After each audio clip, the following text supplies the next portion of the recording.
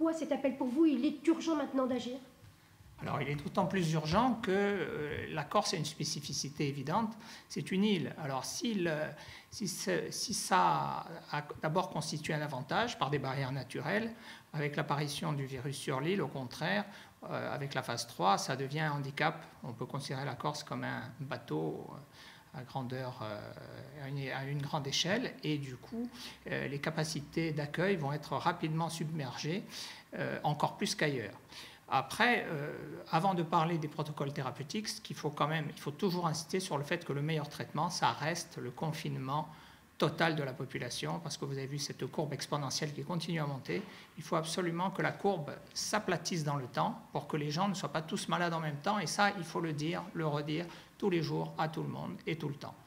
Après, dans cette période, on ne va pas faire de polémique, notamment sur le plan politique, mais il y a eu beaucoup d'erreurs sur la prise en charge de la pandémie. On a loupé la phase 1, je parle au niveau des instances nationales, la phase 1, la phase 2, et dans la phase 3, ne fût-ce qu'en se référant au premier tour des élections, on a vu quand même des manifestations les soirs du premier tour tout à fait ahurissantes, alors que la phase 3 était déjà déclenchée.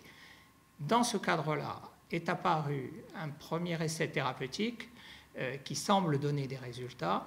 Alors vous savez que normalement, avant qu'un produit arrive sur le marché, il y a toute une phase qui est très longue, avec des études contrôlées en double aveugle, etc. Mais là, il y a l'urgence de la situation qui demande d'aller très très vite, et deux, l'utilisation de médicaments qu'on connaît depuis longtemps. Donc on n'a pas à attendre d'éventuels effets secondaires. On sait que ces médicaments ont quelques effets secondaires.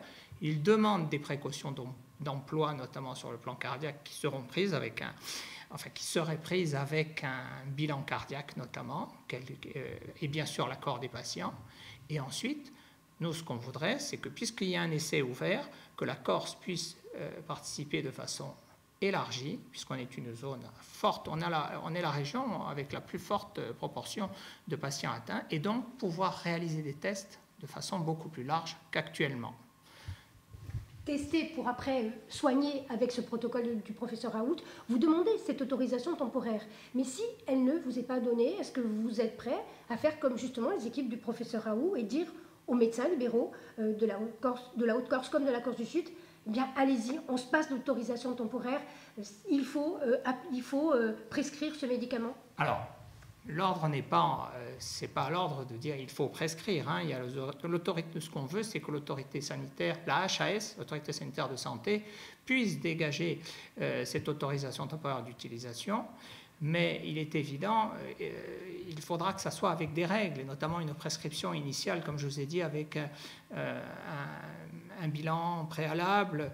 Ce qu'on veut justement éviter, c'est que ça soit fait par tout le monde, dans son coin, dans tous les cabinets, ça sûrement pas. Maintenant, l'ordre des médecins, nous, on est garant de la déontologie médicale. Et le principe de base de la déontologie, chaque médecin qui passe sa thèse prononce un serment, le serment d'Hippocrate, dans lequel on jure de donner au patient tout ce qui est tout ce qui est la possibilité pour le soigner du mieux possible. Donc, partant de là, vu égard à la déontologie et en s'appuyant sur ce serment d'Hippocrate, nous, on pense qu'il faut absolument pouvoir donner les meilleures chances aux patients. Et ça, c'est un avis général. Moi, je représente la profession, je m'exprime en leur nom. Mais après, il y a un moment où on se dit, mais à titre personnel, qu'est-ce que je ferais? En réfléchissant, en écoutant tout ce qui se dit, même les avis contraires, moi, je me dis, et il est possible que je l'ai, avec des signes respiratoires, qu'est-ce que je fais? J'essaierai de trouver un traitement et de me traiter et de traiter mes proches.